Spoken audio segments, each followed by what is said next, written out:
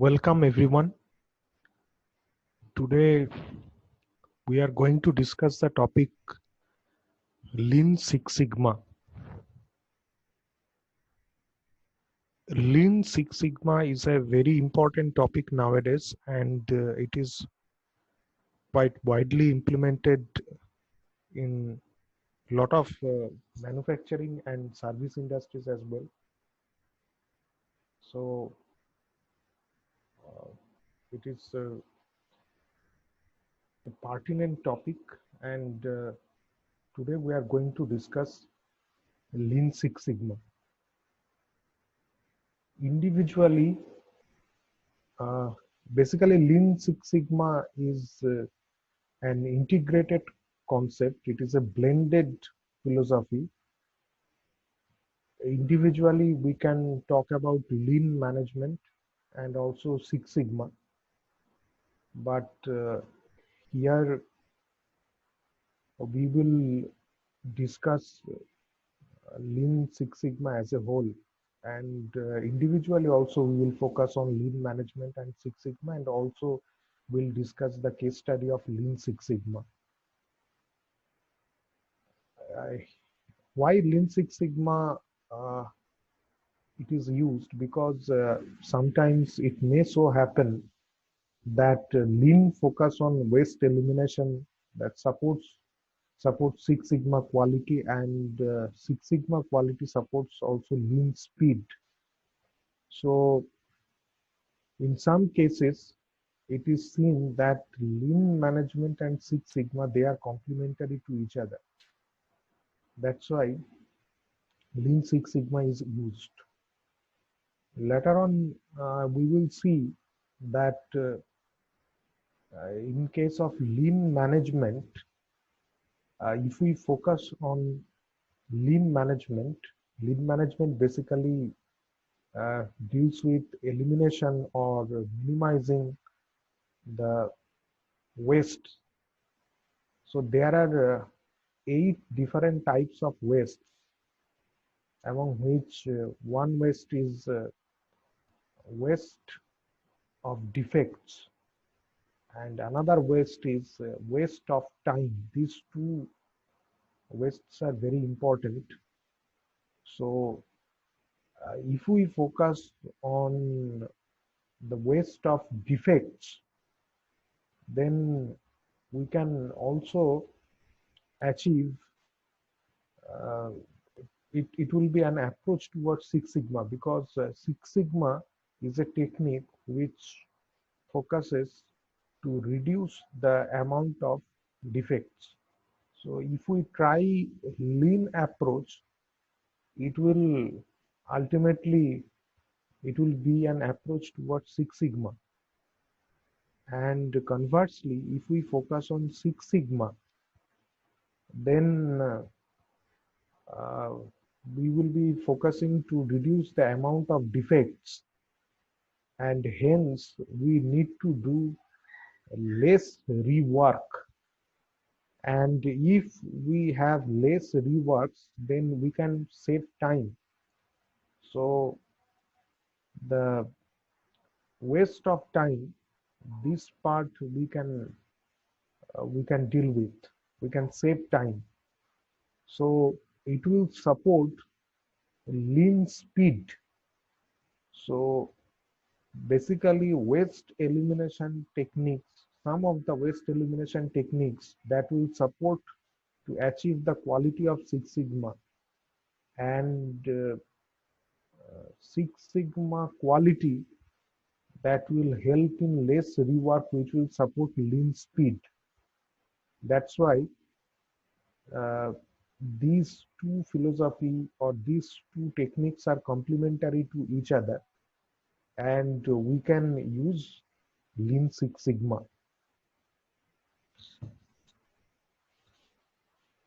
Now,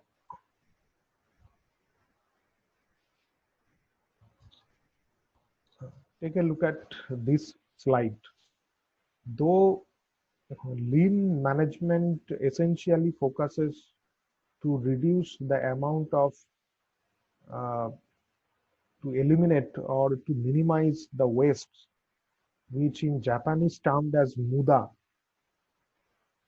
but it also uh, tries to eliminate or reduce muri and mura.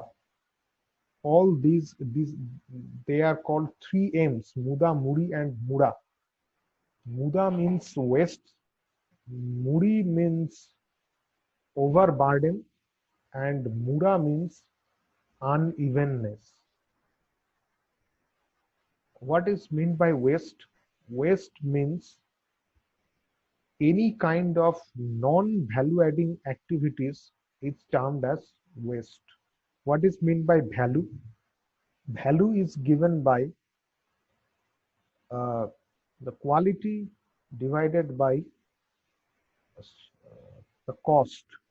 So if we can increase the quality, or if cost decreases, then we can say that the value is increasing.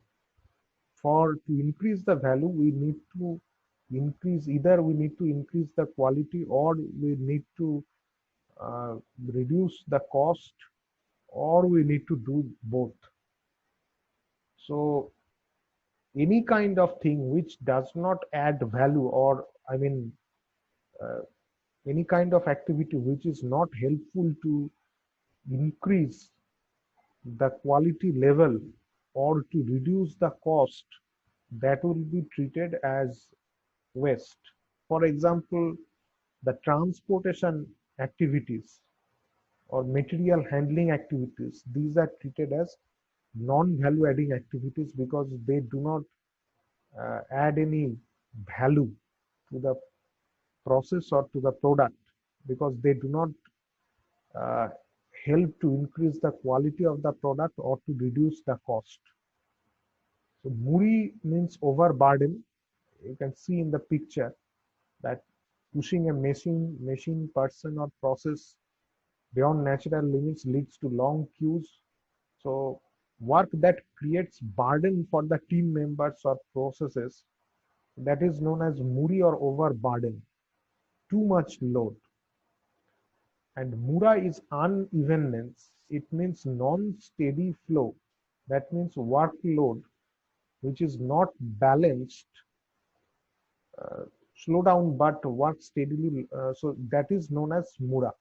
So for that you need slow down but work steadily, launch, work evenly. These are there. So these are the basic concepts of muda, muri, and mura. Muda means activities that do not add value. Muri means work that creates burden for the team members or processes. And mura means workload that is not balanced. Now I will discuss about different types of wastes. There are basically 8 different types of wastes. You can use the acronym of downtime: waste of defects, waste of overproduction, waste of waiting time, waste of non-utilized talent, waste of transportation, waste of inventory, waste of motion, and waste of extra processing. What is waste of defects? Efforts caused by rework, scrap, and incorrect information. That is known as waste of defects. Overproduction means production that is more than needed or before it is needed. It is known as overproduction. Waste of waiting time, wasted time waiting for the next step in a process. It is known as waiting time. Non-utilized talent, underutilizing pupils' talent, skills, and knowledge, which is known as waste of non-utilized talent. Then waste of transportation, unnecessary movements of products and materials, which is known as waste of transportation. Then waste of inventory, excess products and materials not being processed. It's known as waste of inventory. Waste of motion, it is waste of unnecessary movements by people. Example, walking. It is known as waste of motion. And waste of extra processing. It means more work or higher quality than is required by the customer, which is known as extra processing. Now, all these wastes can be clearly understood. Only one difference you should notice very meticulously, like the difference between waste of transportation and waste of motion. Waste of transportation means unnecessary movements of products and materials, but unnecessary movements by people, that is known as waste of motion. So you cannot say that unnecessary movements by people is called waste of transportation. Or in case of waste of motion, you cannot say that unnecessary movements of products and materials, that is known as waste of motion. So because there is a very important topic in production and operations management, which is known as work and method study, which deals with uh, the waste of motions, and there are different techniques which are discussed. So now we'll discuss about the tools of lean management. There are different tools: value stream mapping, Kaizen, just in time, SMED, single minute exchange of dice, Pokayoke, Jidoka, Jemba, Kanban, Heijunka. So first we'll discuss on value stream mapping or VSM. Value stream mapping helps to identify the process wastes and the causes of these wastes.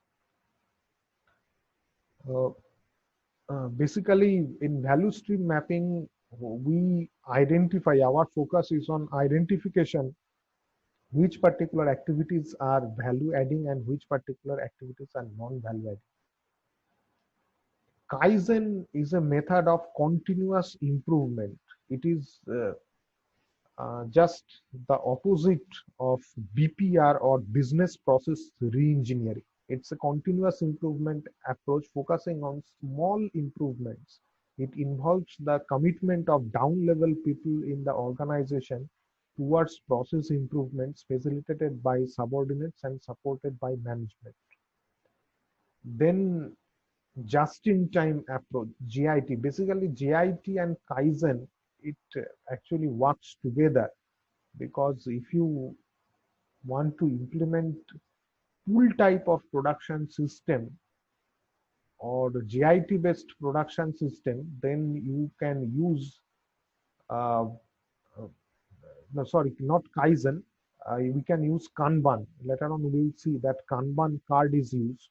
So if we use just in time of production system, we use the Kanban card that we will discuss later on. But as of now, you should know just in time, it's a pull approach to meet customer demands as and when it flows from a customer. That means it is just opposite of push type of production system or traditional MRP or material resource planning based production system. In material resource planning based production system or push type of production system, you produce, and after producing it, you send the throughput or the materials to the next workstation, even if the next workstation is does not require those products or parts.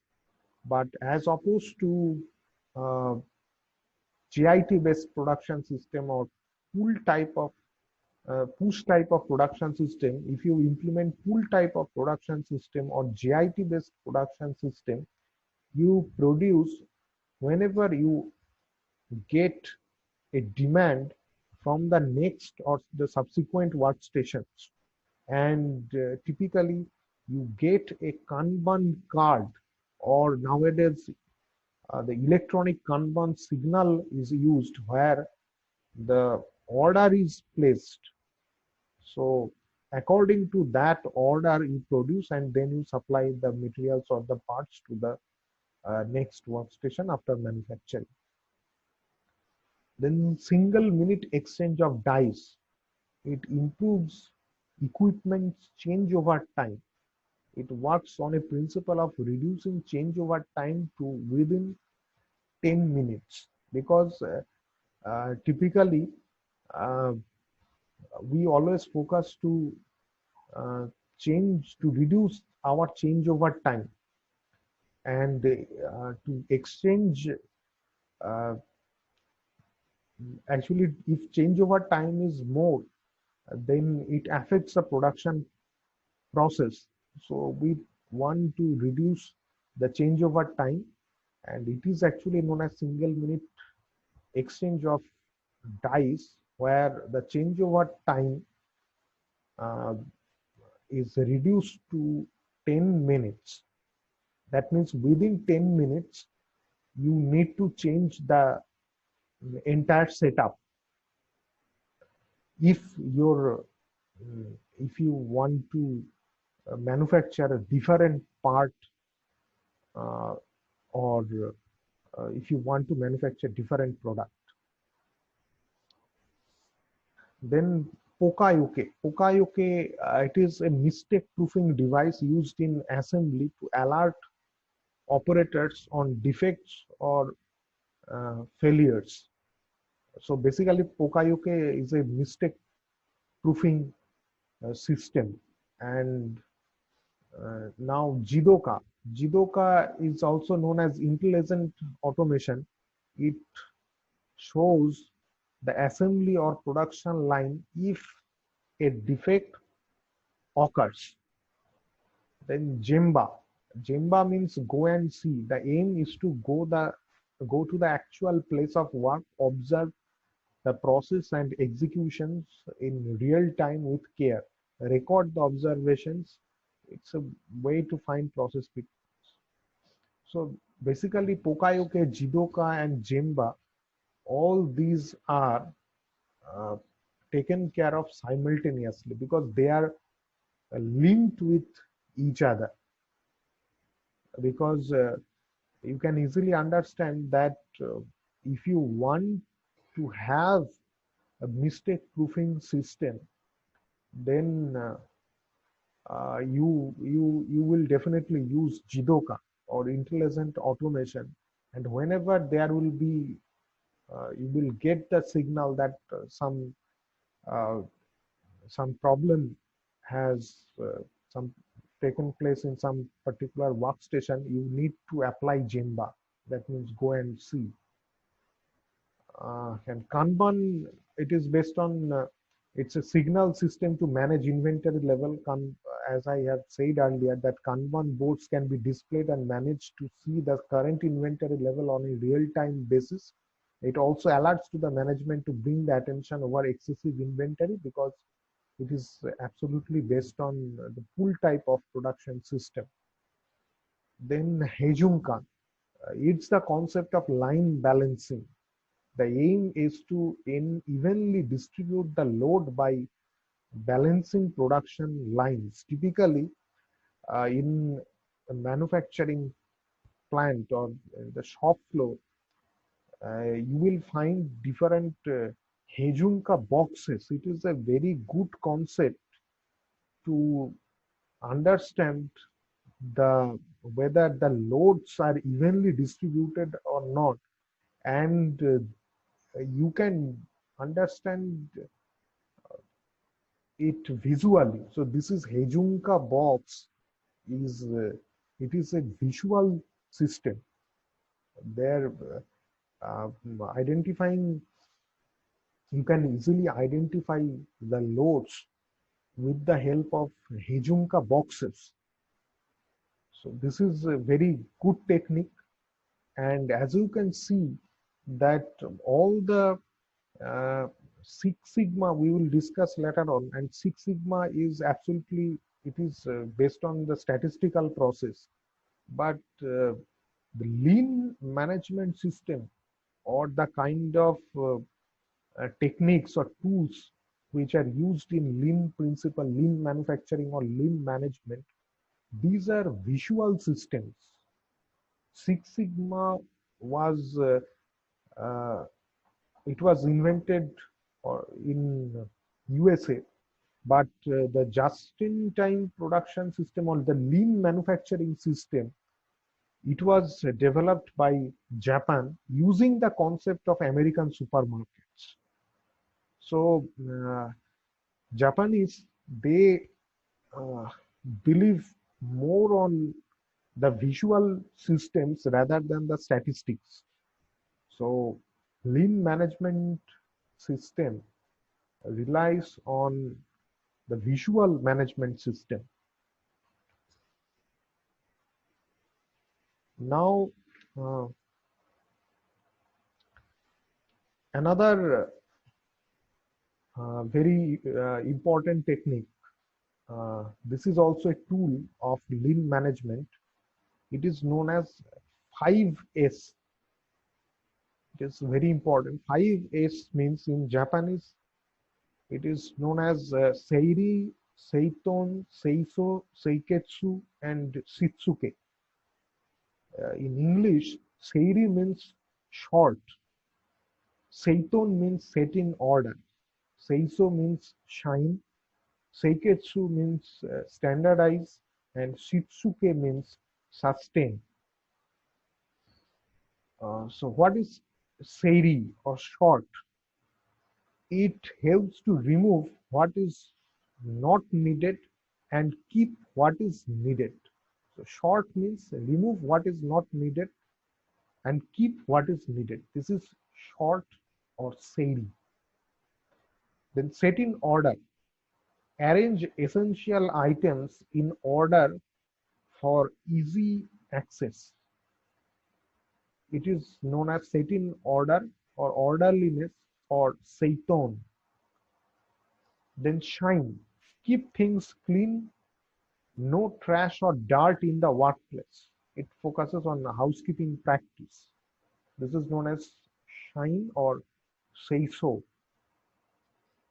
Then standardize.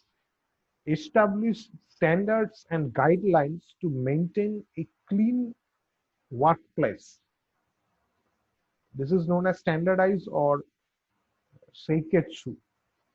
And finally, sustain. Make 5S a habit and teach others to adhere to established standards. That means you sustain the process, which is known as in Japanese shitsuke. So this is 5S concept. It is very important concept because it is not only applied in manufacturing industries but also in hospitals or in other service industries, and even at home you can implement 5S for, as it will help to keep the waste at a minimum level, and it will help to segregate between necessary and unnecessary things.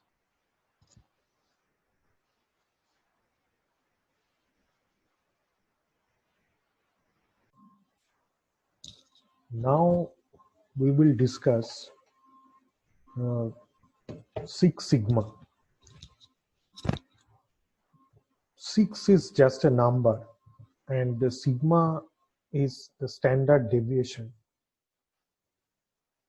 So Six Sigma was first introduced by Bill Smith of Motorola around 1980. Six Sigma is a quality improvement program and structured approach to reduce the number of defects to as low as 2 defects per billion opportunities for short term and 3.4 defects per million opportunities for long run. It relies on the use of normal distribution to predict defective rates. Less than Six Sigma does not yield acceptable level of quality, and more than Six Sigma does not yield substantial benefits as cost of quality goes up. That's why Six Sigma is preferred over 5 Sigma or 7 Sigma. Six Sigma quality level is the closer to zero defect or 99.99966% yield that is good enough for long run. Motorola assumed the process mean can shift by as much as 1.5 standard deviations, known as 1.5 sigma shift, as processes get worse over time due to wear and tear of tools. Okay, so basically Six Sigma is a process to reduce the amount of defects. Okay,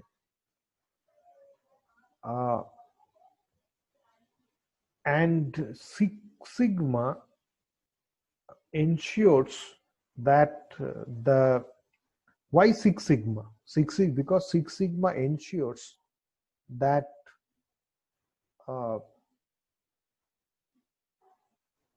almost zero amount of defect.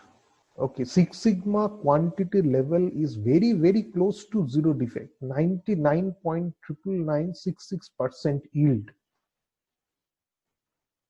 Okay, so this percent of accuracy, that means very less amount of defects. Okay, you just have a look at this number. This is very close to zero. So that's why Six Sigma approach, it is required because it is very close to zero defects. Okay, now let's move on to the next slide. What is actually meant by defects? Whenever a manufacturer manufactures something, customer gives a tolerance limit. Okay, and these tolerance limits are termed as specification limits, upper specification limit and lower specification limit. In some cases, there could be only upper specification limit, or there could be only lower specification limit. But we are taking the example of a case, suppose the diameter of a shaft, where both types of limits, upper specification limit and lower specification limits, both are applicable. So these are prescribed by the customers. And you have a target which is denoted as X bar. This is the mean or the target value. Now,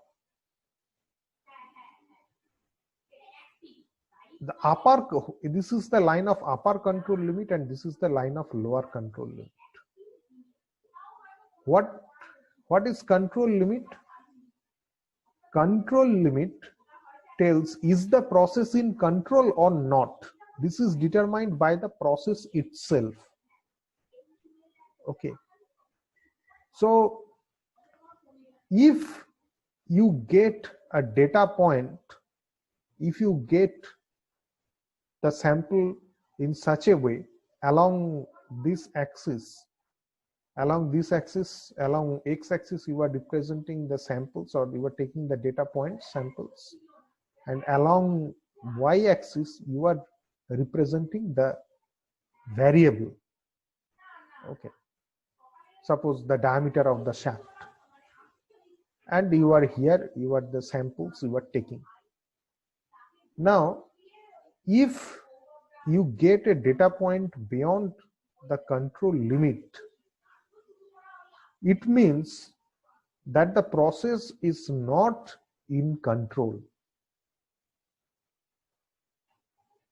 And these are the warning limits. So now warning limits means, does the process get proper attention or not?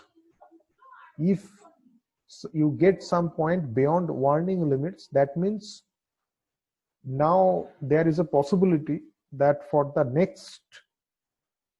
the subsequent data points, it might go beyond the control limits.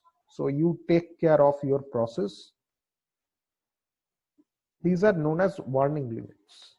But here, whenever we are discussing about Six Sigma, the most important thing is the specification limits. These are provided by the customers. Now, if you get a data point beyond the specification limits, that means this will not be accepted by the customer. Specification limit means shall we accept or reject the item. So if this, suppose think about this point, this is beyond the lower specification limit. So this will not be accepted by the customer. So you reject this sample or item. So it is known as, this is called a defect. If a data point or a sample is not, if it doesn't meet the customer's requirements, or if, in other words, if it is beyond the specification limits, upper specification limit or the lower specification limit, then it is termed as defect. Okay. Now, how good is good enough? This is a very important thing. You might say that 99.9%, I have previously told that Six Sigma, it yields 99.99966% of yield.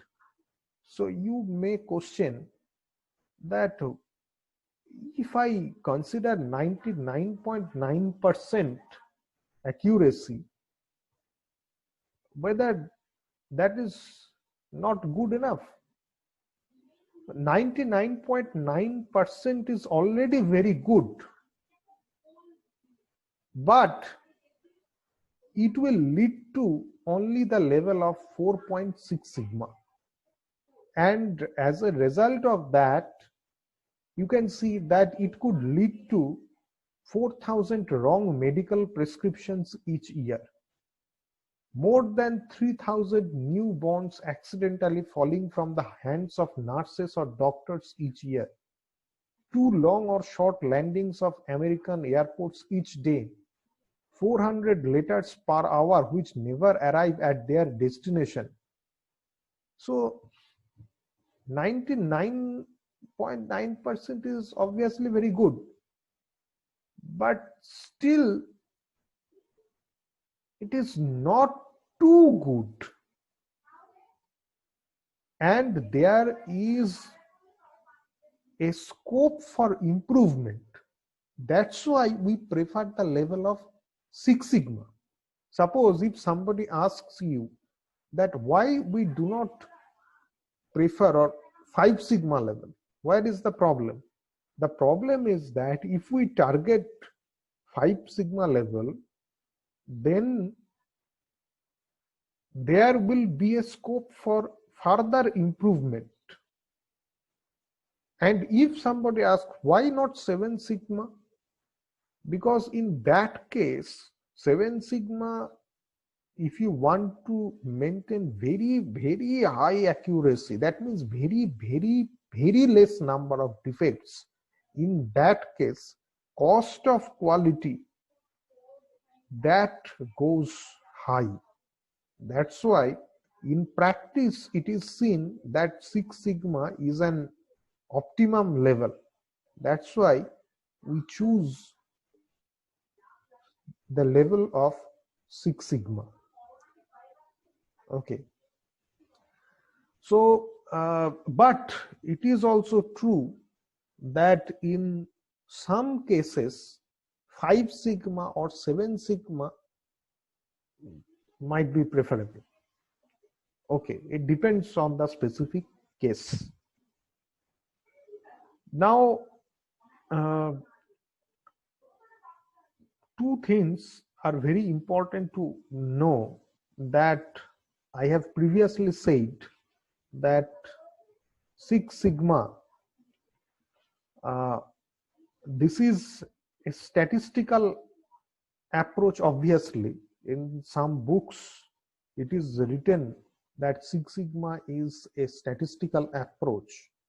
But my opinion is that you simply say that it is an approach to reduce the amount of defects, or it is an approach combined with statistical techniques to reduce the amount of defects. But don't say that it is only a statistical approach, because later on we will see that Six Sigma, when we will discuss the methodology of Six Sigma, there we'll find that there is DMAIC and DMAIC-V. These two kinds of methodology exist. And there, the improvement phase, that phase is very, very crucial. If it is seen that suppose you are able to find out the you have identified problems, but it may so happen that you are not able to improve your process because of financial hindrances, or it could be some other technical problems. You are not able to improve your process. So unless you technically improve your process, only the statistical approach will do nothing.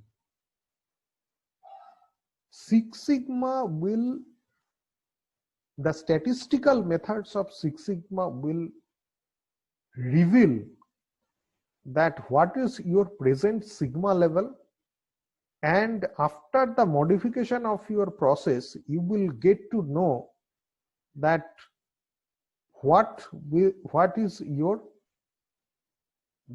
after improving, what is the sigma level.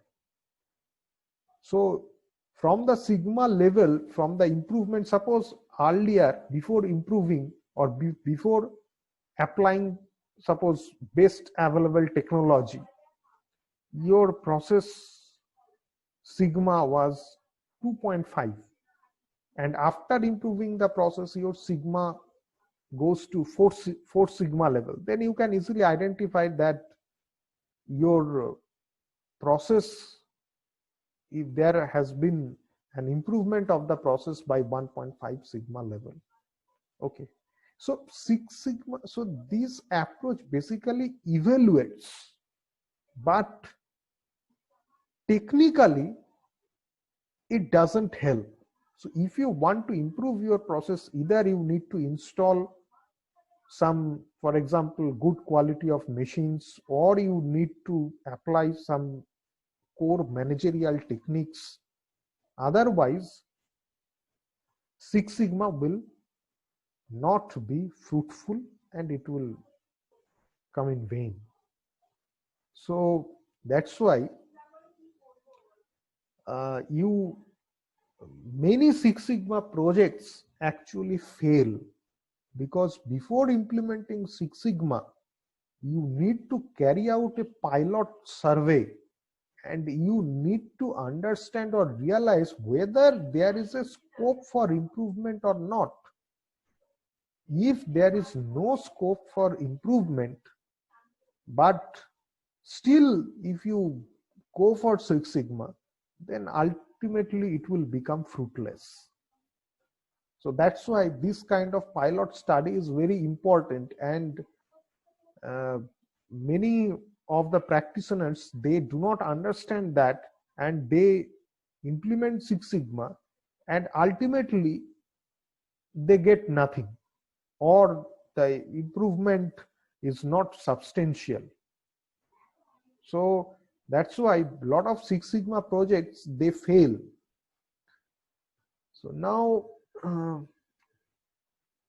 take a look at this slide, that calculation of Six Sigma.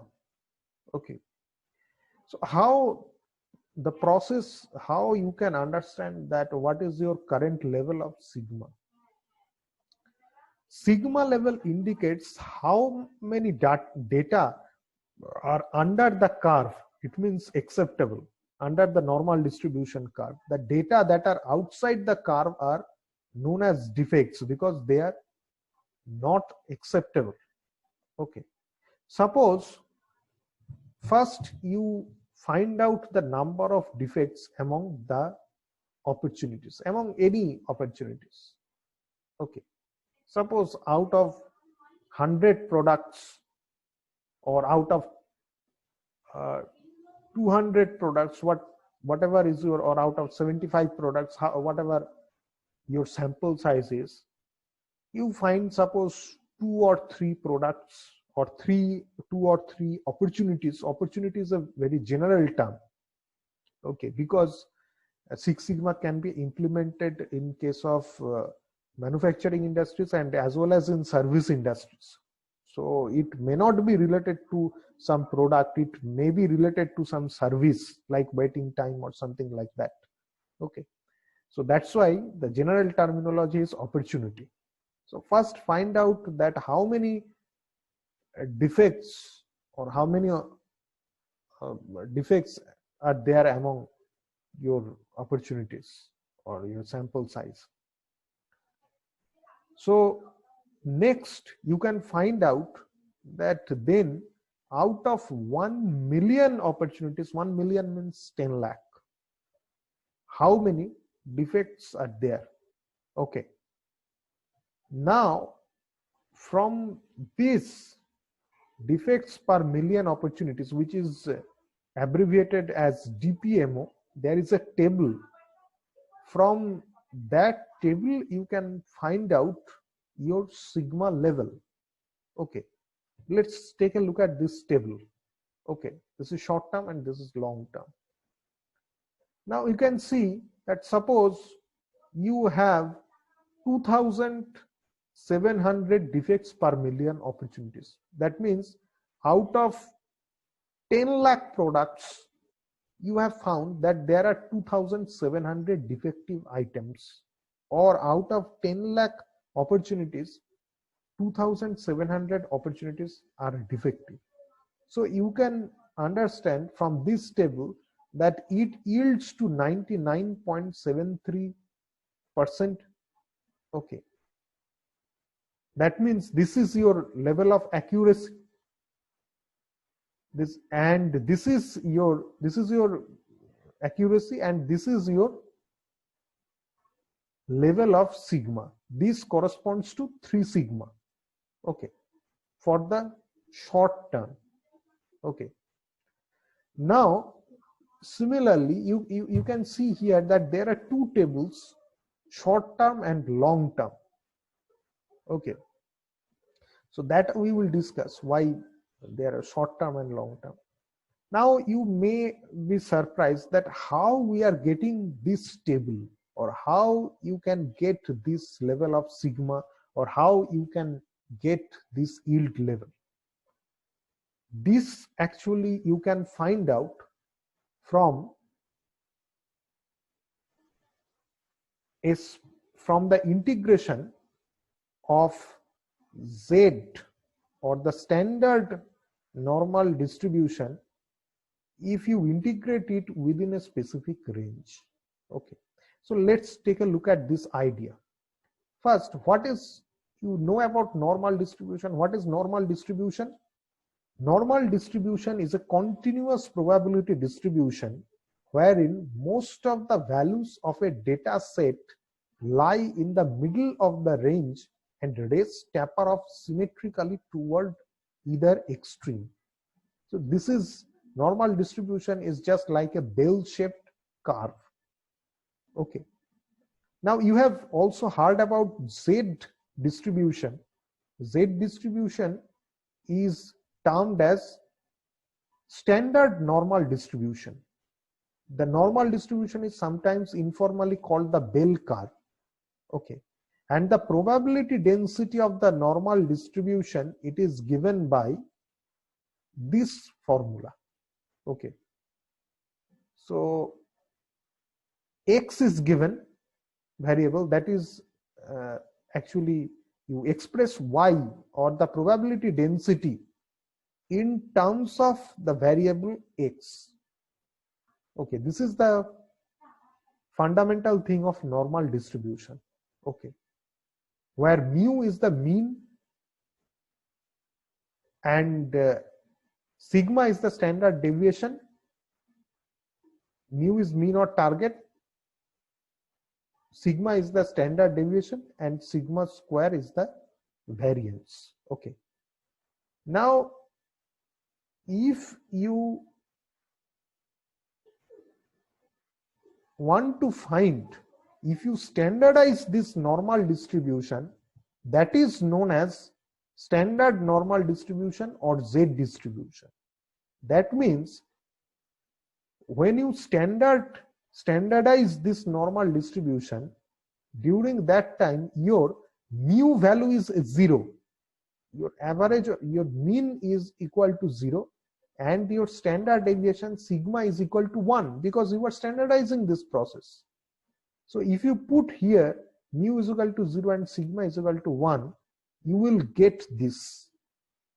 Okay, now if you integrate it within a specific range, for example, if you integrate it from -3 to +3, if you integrate this value, then you will get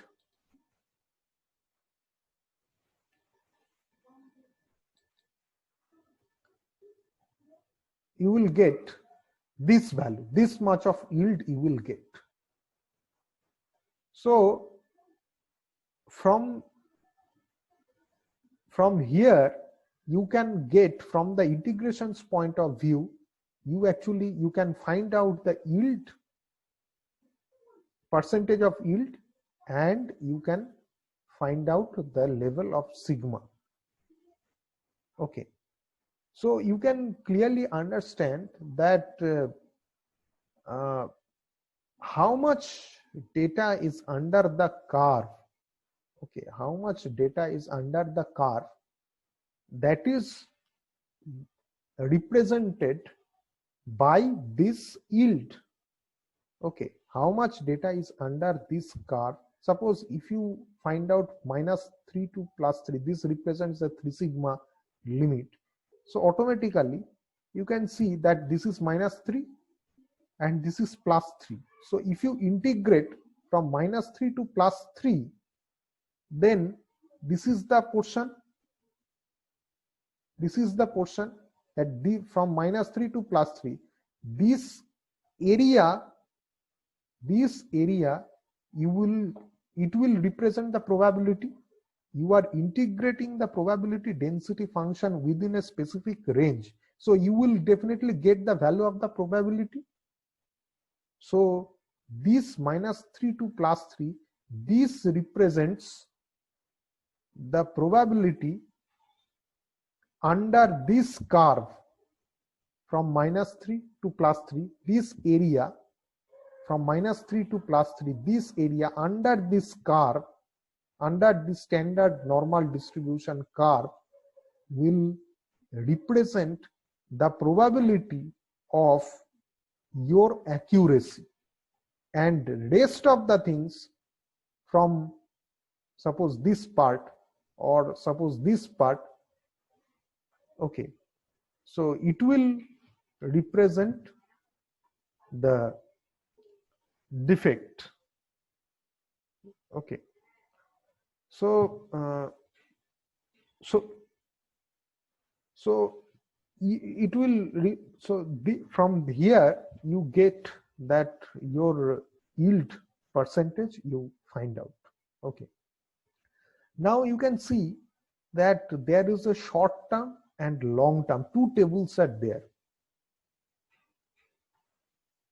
Whenever we talk about Six Sigma, you will see that you have seen many a times people say that they are talking about 3.4 defects per million opportunities. Okay, so if you can achieve the 3 point, but keep in mind that that is for long term. Okay. Actually, what happens, there is a common trend that whenever you are in the process of Six Sigma, or whenever you are carrying out the Six Sigma project, you consider it generally for the short term. Okay. And for the long term, that your target value or the mean value automatically shifts due to process wear and tear, and there could be also it is a common trend. There could be also some other reasons. It is a common trend that your target value or your process mean actually shifts. In practice, it is seen that your process, your mean value, it is for long run, it is shifted by 1.5 sigma.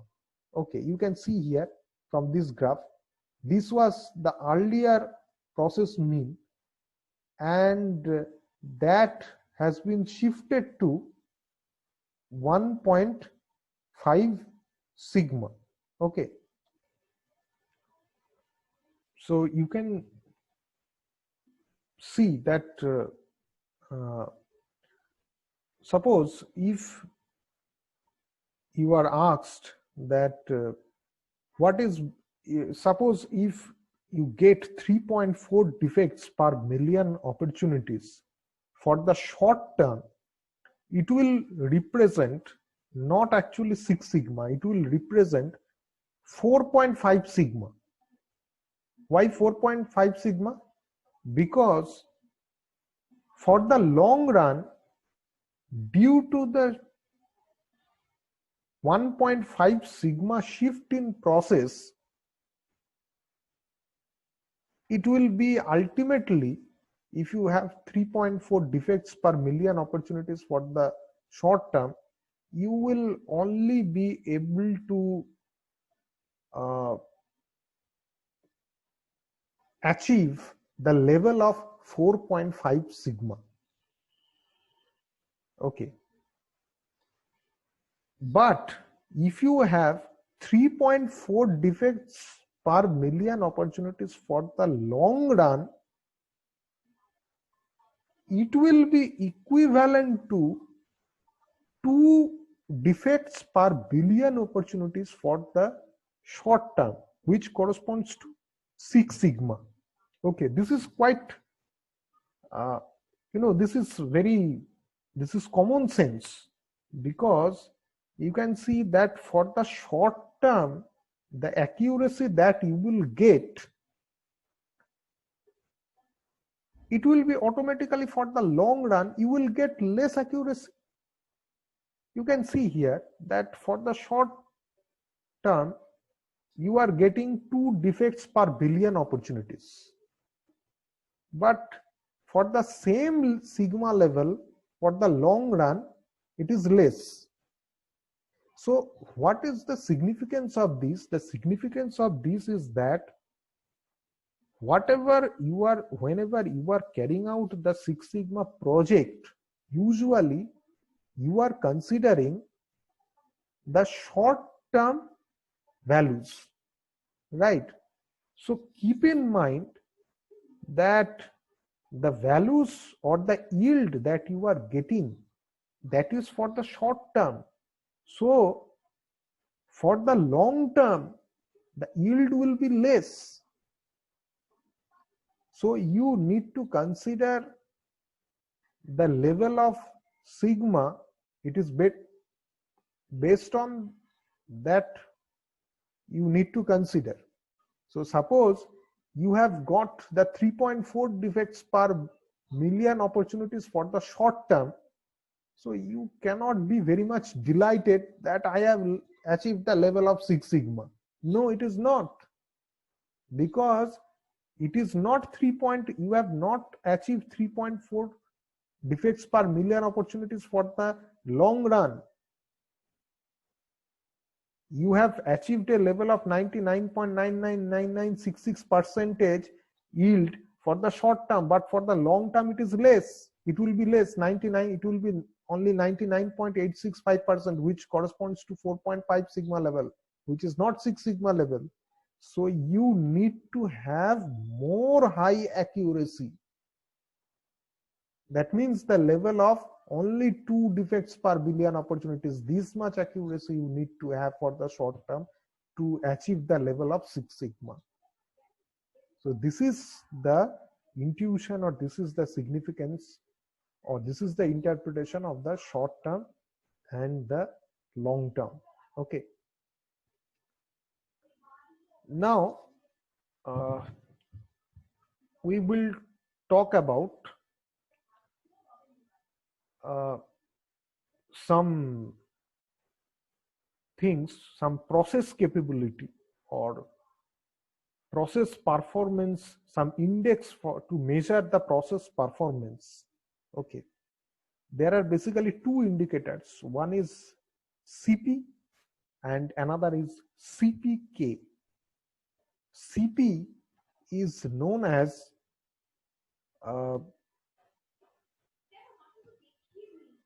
it is known as process capability. Okay, CP is known as process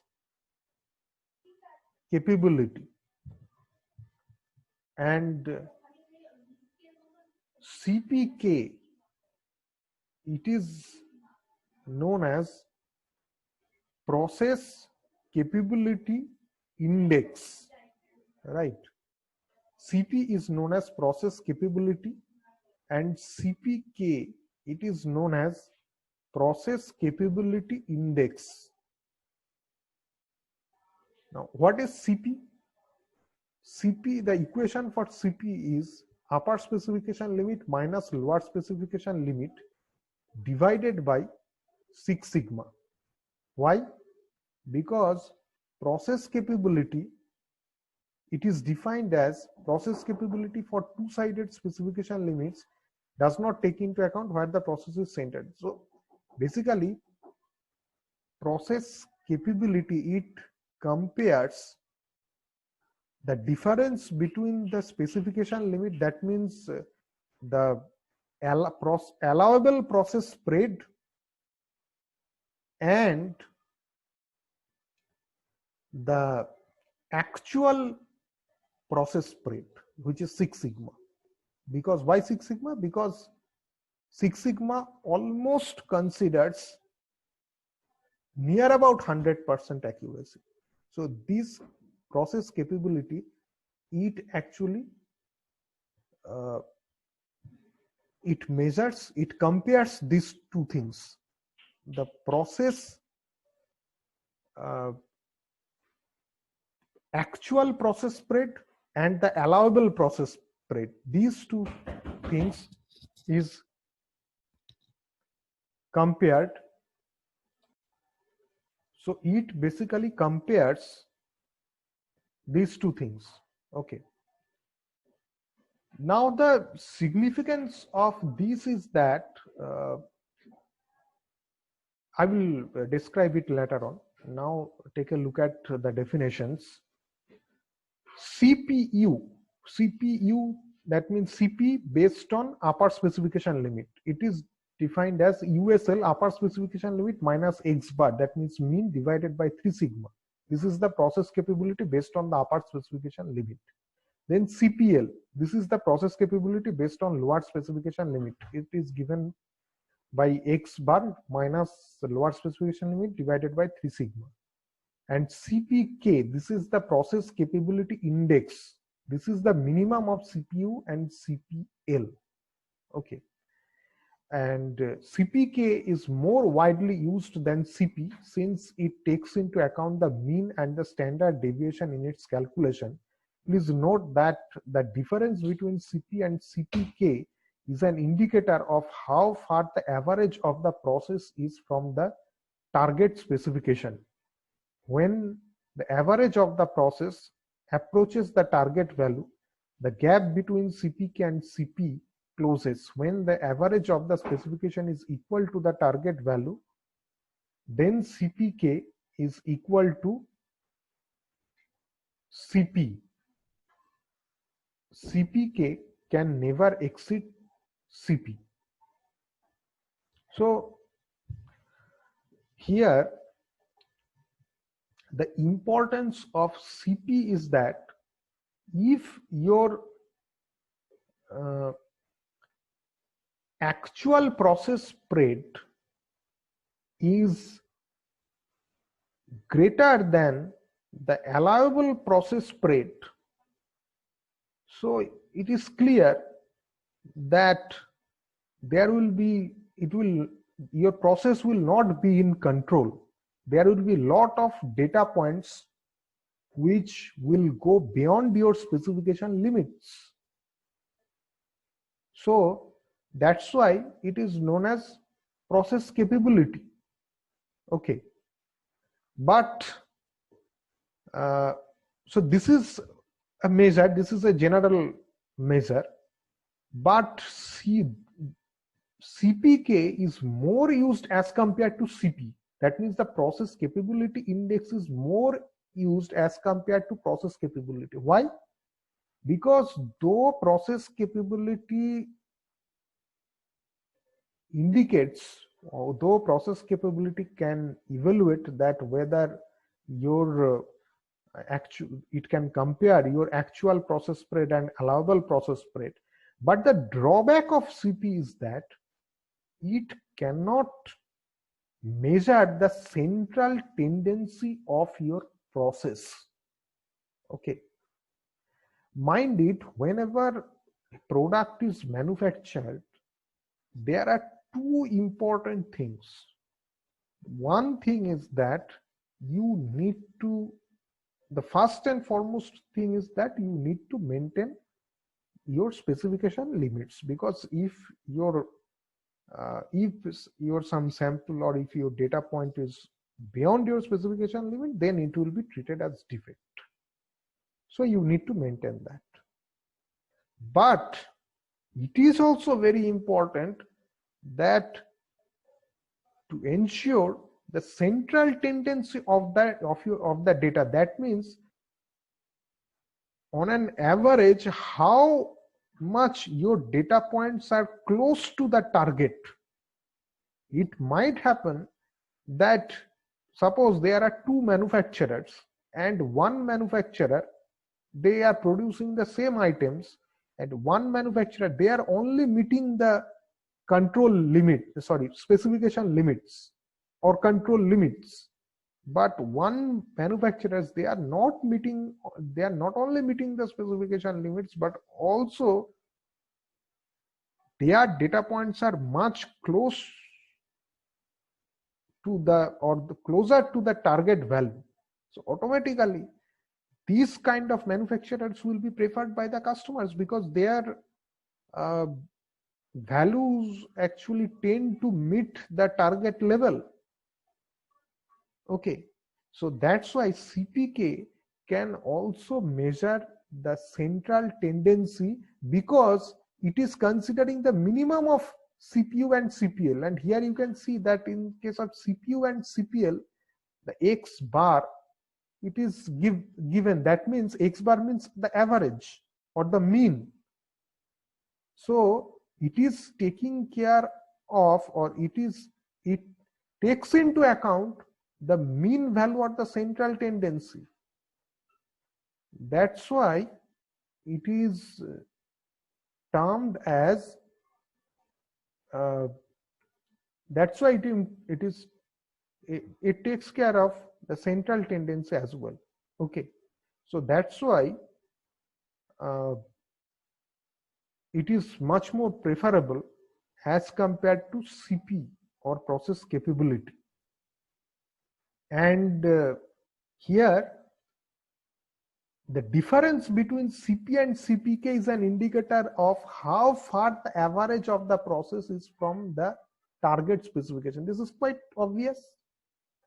And when the average of the process approaches the target value, the gap between CPK and CPK closes.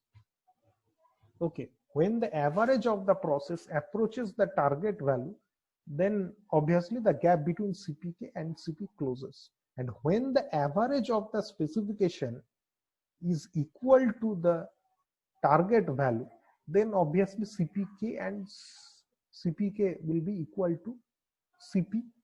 Okay, but it can be proved that if you take a lot of values, we will show later on that CPK can never exceed CP. CPK cannot, because you are considering only the minimum values, minimum of CPU and CPL. So the CPK value can never exceed the CP, because here you are considering only the, you can see that this is half part and this is another half part, half section, and you are measuring the central tendency. Okay, so this is quite obvious that it will not cross this value. It cannot exceed, CPK value can never exceed CP. Okay, so here you can see that there are different pictures are given. This is CPK, this is for CP is less than 1. The Six Sigma process spread, Six Sigma process spread is greater than the tolerance limit. That means the upper specification limit and lower specification limit. CP is less than 1. CP is equal to 1. The Six Sigma process spread is equal to the tolerance. Six Sigma process spread is equal to the tolerance. Okay. So here CP is equal to 1. And when CP is greater than 1, if the Six Sigma process spread fits inside the tolerance limit, this is the tolerance limit, and your Six Sigma process spread is inside the tolerance limit, then your CP will be greater than 1. Okay. Now the CPK values for different CPK values has been shown. Different CP have been shown in the picture. Okay. Now you can see here that, take a look at this one. Here the CP is equal to 1 and CPK is equal to 0. Okay. So why CP is equal to 1? Because this spread, upper specification limit and lower specification, this spread and this spread, these are equal to 1. These are same. So CP is equal to 1. But here CPK is equal to 0. Why CPK is equal to 0? Because the average or the mean, it coincides with the upper specification limit. So the numerator, the formula, you just have a look at that formula. So the numerator part, it will be the numerator part here, it will be 0. So 0 comma this thing, so 0 will be the minimum. Okay, so you will get and some lower specification limit you will get, X bar is obviously you will get greater value. So the minimum will be CPK will be 0. So if you arrange different values in those particular formulas, you might get these kinds of things, these kinds of curves you will get. And here your CPK will be equal to 1 and CP will be 1 and CPK will be also 1. Why? Because CP is equal to 1 because the process spread and the actual process spread and allowable process spread are equal. So here you will get CP is equal to 1 and CPK, it is also equal to 1. Why? Because here the average value, okay, here the average value, it is lying just in between the allowable process spread. So your CPK is equal to 1 in this case. Okay. Here you can see that, so here you will get 3 sigma and here you will get also 3 sigma. So 3 sigma by 3 sigma 1, 3 sigma by 3 sigma 1. So minimum of 1 comma 1 will be 1. Okay. So in this case CP and CPK will be 1. Okay. But then it can be proved if you take different values, you will get different conditions, you will get different curves, and from here you can see that the CPK value can never exceed the CP value. Okay, because CP value is considering the allowable process spread and CPK value is much more focused on the central tendency from the upper specification limit to lower specification limit. So it is quite clear that CPK cannot exceed CP. Okay.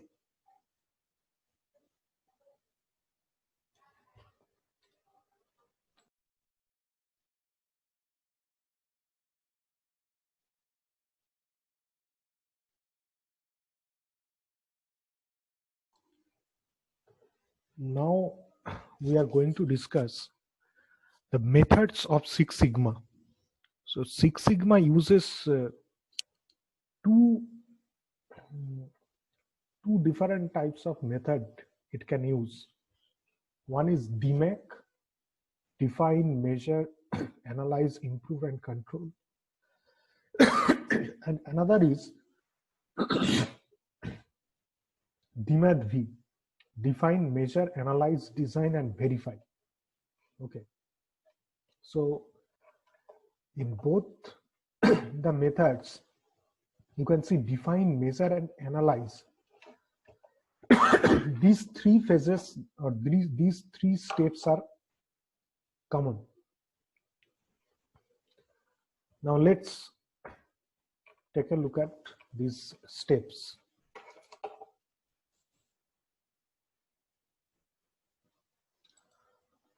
So what is in the define phase?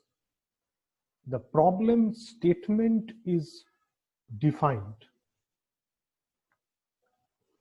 and that means what is the problem? We focus on what?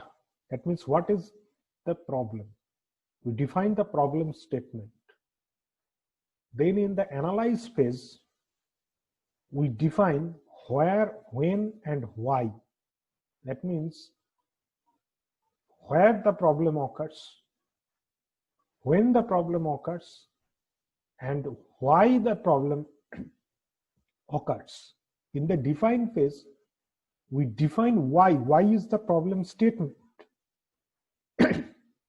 And in analyze phase, we find out the excess. That means the causes behind why. And we also determine the critical process parameters. That means vital X. There are different tools and techniques by which we can identify the critical process parameters. Usually, many times in this case, Ishikawa's fishbone diagram is used. Okay, where it looks like a fishbone, and here the cause and effect analysis is performed using Ishikawa's fishbone diagram. What are the causes and what is the effect, and what are the causes behind that? What are the causes behind those causes? In this way, the Ishikawa's fishbone diagram works. And then the phases, first define, then measure. This is the analyze phase. Okay. So in define phase, we define the problem statement. In measure phase, sorry, I have there was a mistake. In define phase, we define the problem statement, and in measure phase, we do not define the problem statement. In measure phase, we measure what is the frequency of the defects. That means in measure phase, we talk about what is the frequency of the defects, and we can also perform, or we can also calculate the level of present sigma. Okay, it was a mistake. I've told it actually incorrectly. In measure phase, we do not define the problem statement. In define phase, we define the problem statement, and in the measure phase, we talk about what is the frequency of the defects. We perform we calculate the level of sigma, present sigma. In analyze phase, we find out where, when, and why do defects occur. And in improvement phase, we think about how we can improve the process and where the improvement process are effective. Okay, in improvement phases, we may use BAT guidelines. It means best available technology guidelines. Okay, and in control phase, we sustain the process. So, so I have already talked about Ishikawa's fishbone diagram, but in analyze phase, other improvement methodologies, other tools and techniques, be it multi-criteria decision modeling or artificial intelligence, other types of tools and techniques might be also, several tools and techniques can be used during the analyze phase. Okay. Now, this improvement phase talks about improving existing products and services. Now, the main difference between the DMAC methodology and DMAT-B methodology, in case of DMAT-B methodology, define, measure, and analyze, talk about the same things. But here, this is the design phase rather than improvement phase. What is the difference? The difference is that in improvement phase, it talks about improving existing products and services. Whereas in design phase, it is all about developing new products and services. So it is much more innovative. And then we verify whether our design is correct, and if it is correct, then we sustain the process. Okay. So now let's talk about Six Sigma belts. Belts are titles awarded to practitioners based on their level of skill, experience, knowledge, and training in Six Sigma principles. To understand how employees' strengths and skills can be applied in a Six Sigma project, it is helpful to understand what each belt signifies. Okay. So just have a look at that. Here, this is the Six Sigma belt. Typical Six Sigma belt involves yellow belt, green belt, black belt, and master black belt. So different type of certifications are provided in case of Six Sigma belts to different level of employees. So first, start from yellow belt. This level is generally the lowest in the hierarchy, but holders often are closest to the project details and occupy a key role on the project team. They usually observe and ascertain that project details are completed in a timely manner. So yellow belt, they directly perform the activities of Six Sigma by means of which the process performance level can be improved. So that is the yellow work, or that is the purpose of the yellow belt. Now think about green belt. Let's discuss about green belt. In many organizations, this is the entry level, a Six Sigma trained, often certified professionals who does network on Six Sigma projects exclusively. This include responsibilities of leading projects or teams and implementing Six Sigma methodology at the project level. So the green belts, they actually control the yellow belt. Okay, but in many cases, this is the entry level. And they also perform how to implement the Six Sigma methodology at project level. At project level, green belt works and also yellow belt works. But green belt is, as compared to yellow belt, their position is higher. Black belt, a professional who has usually completed an examination and has been certified in its methods.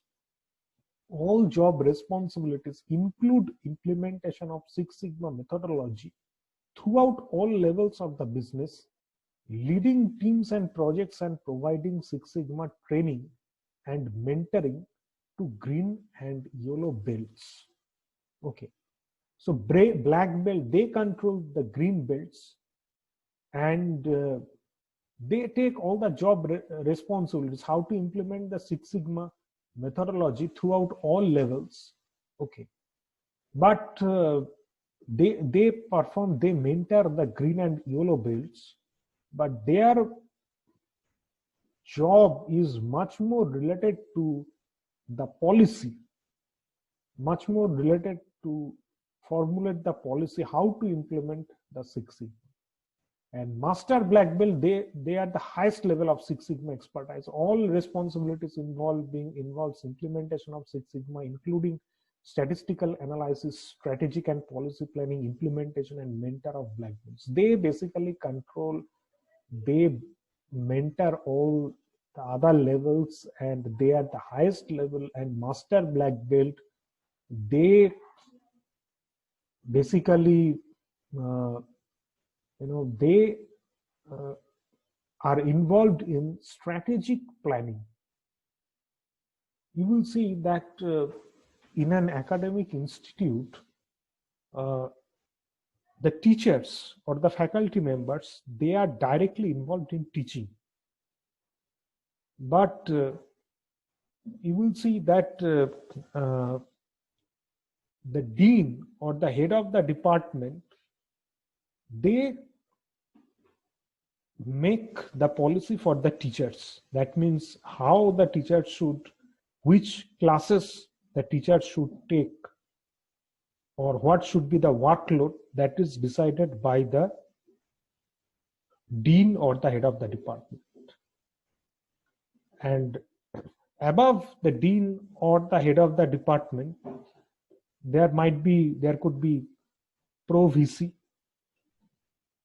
So pro VC, the work, or the role of pro VC is much more strategic as compared to the dean or the head of the department, because they formulate the strategy for the whole institute, or for the entire institute.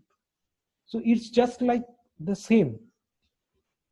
The lower belts, they do the very specific type of things, but the belts who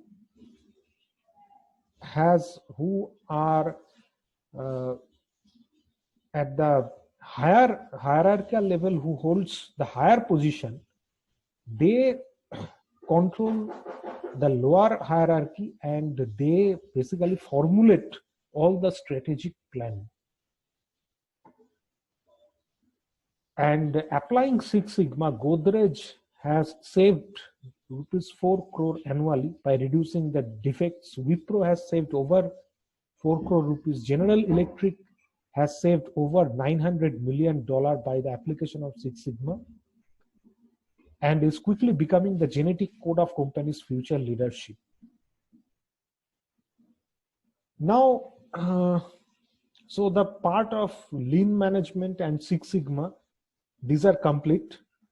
Now we will discuss about a case study of implementing Lean Six Sigma.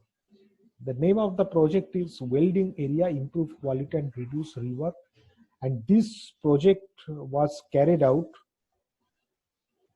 in a company of in a manufacturing company of Germany. These are the team members, and these two members are the lean. They are lean coaches. Okay, so this is a part. This is a part. This is the iron core, which is used for large transformers. So, and this is the process flow. Now, this is the process flow process mapping. And I think value stream mapping is also there. But this is basically the process flow mapping. Here you can see that lot of reworks are there. So a lot of time is wasted because of this rework. And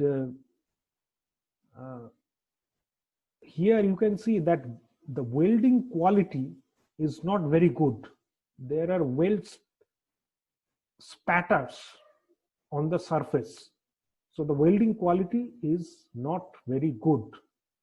So this is the problem statement, that we need to do a lot of reworks and the welding quality is not very good. So how to fix this problem?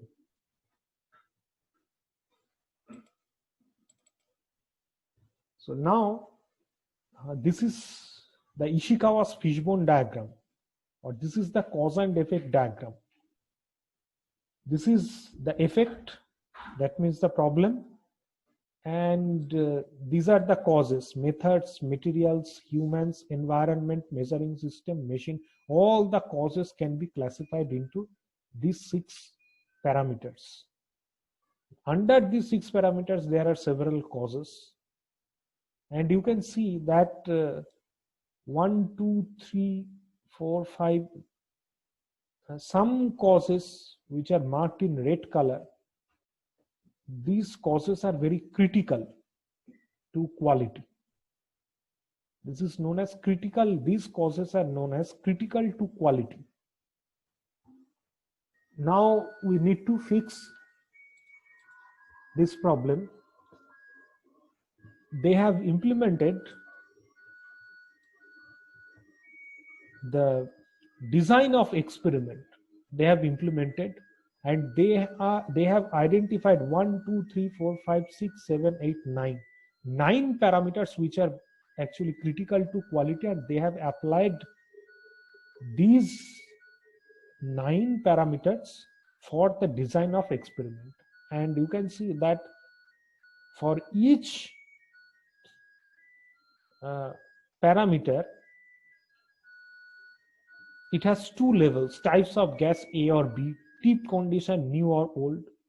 But in many cases, it may so happen that one particular parameter has 3 or more levels. But in this case, all these 9 parameters, they have 2 levels each.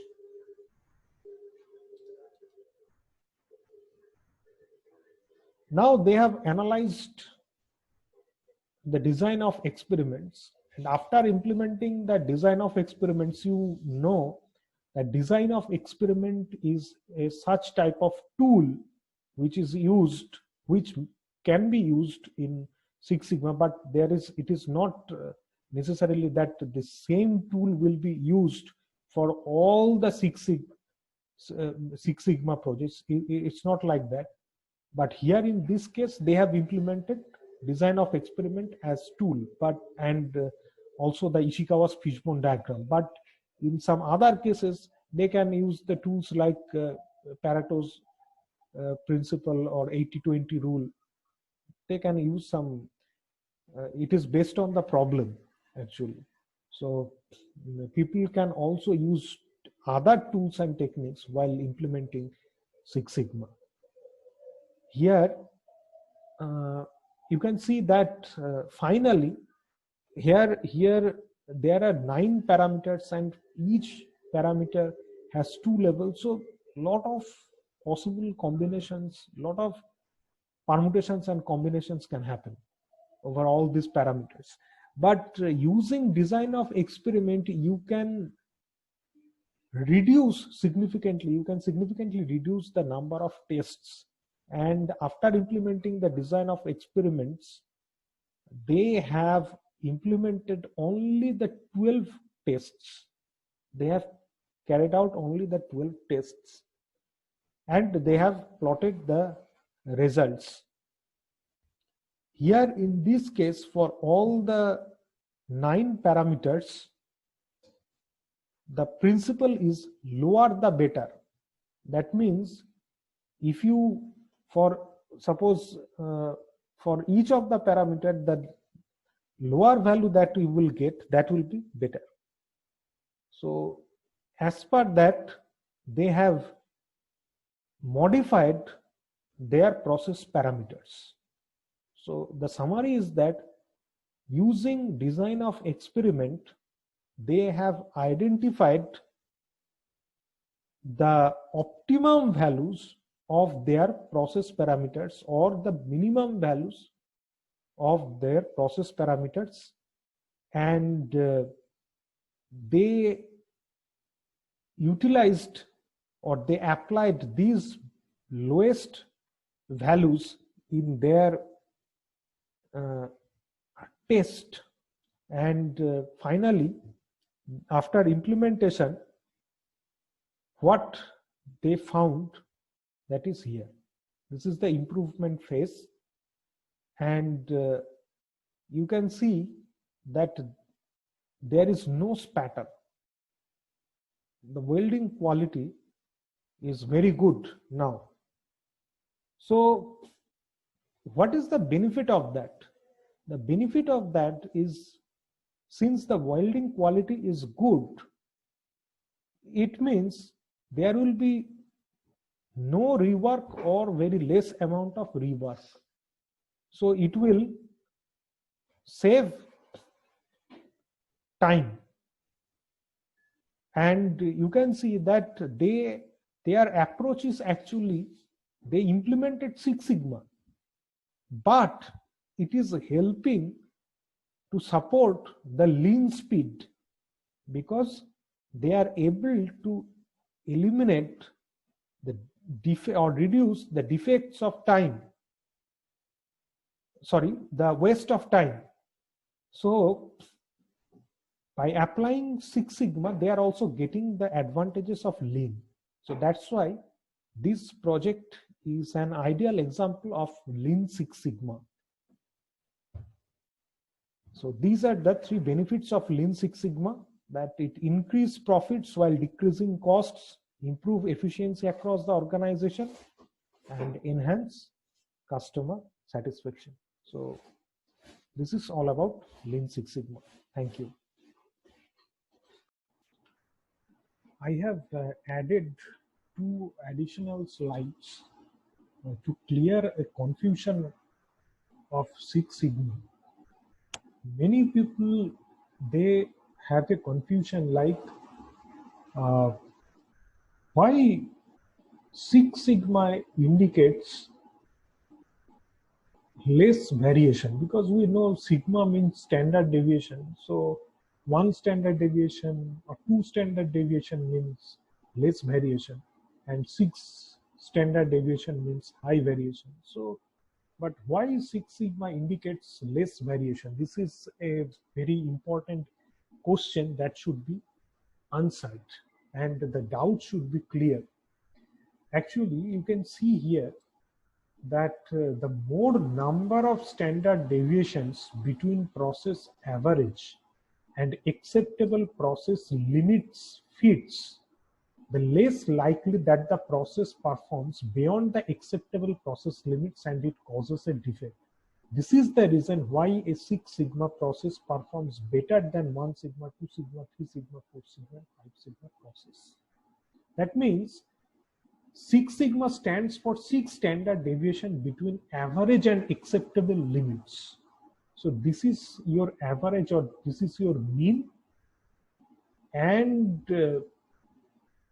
you are considering six standard deviation. This side you have six standard deviation, and this side you have six standard deviation if it is two-sided, or if the customer asks you to maintain two specific limits, two lower specification limit and this is upper specification limit or tolerance limits.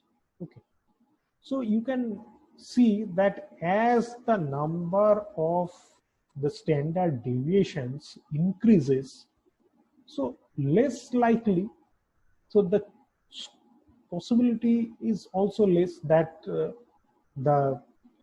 your possibility of defects is also less, because the possibility that the data point will be beyond the specification limit, it will also go down as it increases, as the number of standard deviation increases.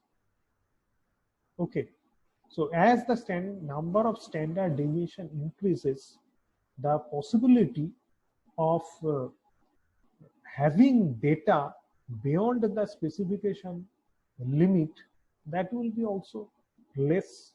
Okay, that's why Six Sigma, whenever we talk about Six Sigma, we basically mean the process level. We talk about process level. It can be also seen mathematically. We can also, with the help of an example, we can show it. Just have a look at the next slide. This is the case. Just consider the scenario here. For instance, in a car manufacturing system, the desired average length, it means mean length of car door, can be 1.37185 meter. In order to smoothly assemble the door into the car, LSL, it means lower specification limit, can be 1.37179 meter, and USL or upper specification limit can be 1.37191 meter. To reach a Six Sigma quality level in such a process, the standard deviation of car door length must be at a most of 0.2401 meter around the mean length. Okay, so this is also two-sided tolerance limits are given, lower specification limit and upper specification limit.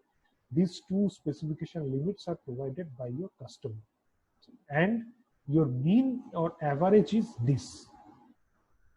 Okay, so if you want to maintain a Six Sigma, if you want to achieve the process level of Six Sigma, then Six Sigma will correspond to upper specification limit minus lower specification limit that just now we defined. So Six Sigma will be corresponding to upper specification limit minus lower specification limit. So 1 sigma will be upper specification limit minus lower specification limit divided by 6.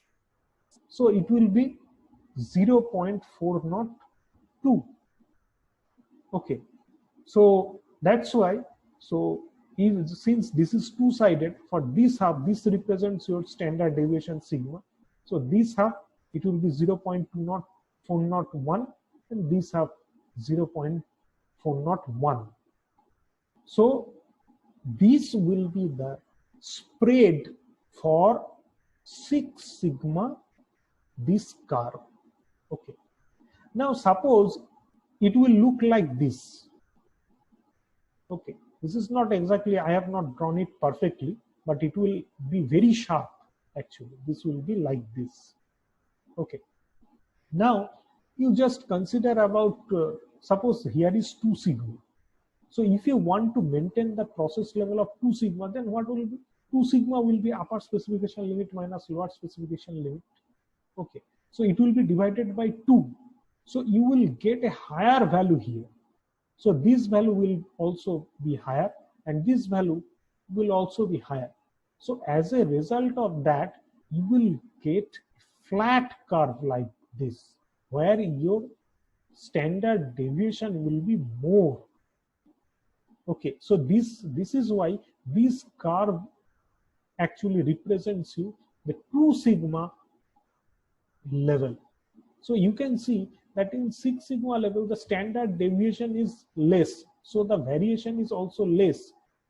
Most of the data points are around the mean, but here it is very flat, and most of the data points are not around the mean because the standard deviation is high, so the variation is also high. So I think now the concept will be clear, and uh, keep in mind that the more number of standard deviation, it does not mean that the value of standard deviation is also high. It is not like that. More number of standard deviation means this 1, 2, 3, 4, 5, 6, this. It doesn't mean that the value of the sigma or the standard deviation that will be also very high. Okay.